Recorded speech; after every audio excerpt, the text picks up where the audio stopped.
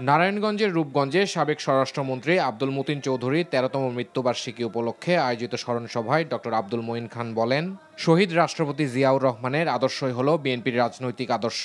বিএনপির জাতীয় নির্বাহী কমিটির সদস্য কাজী মনিরুজ্জামানের সভাপতিত্বে সেখানে বক্তব্য রাখেন জেলা বিএনপির সাবেক ভারপ্রাপ্ত আহ্বায়ক নাসির উদ্দিন।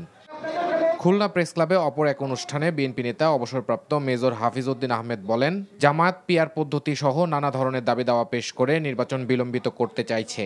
আসুন আমরা বাংলাদেশে আওয়ামী লীগের হিংসা দেশ দমন পীড়ন মামলা হামলার রাজনীতি প্রত্যাখ্যান করে তাদের যে অত্যাচার নির্যাতন গুম খুন এই সকল রাজনীতি প্রত্যাখ্যান করে আগামীতে আমরা বাংলাদেশে একটি শান্তির রাজনীতি তৈরি করি।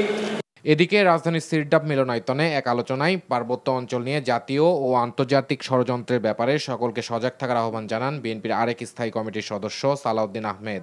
পতিত ফ্যাসিস্ট শক্তিটা বাংলাদেশের জন্য ন্যাশনাল সিকিউরিটি থ্রেট।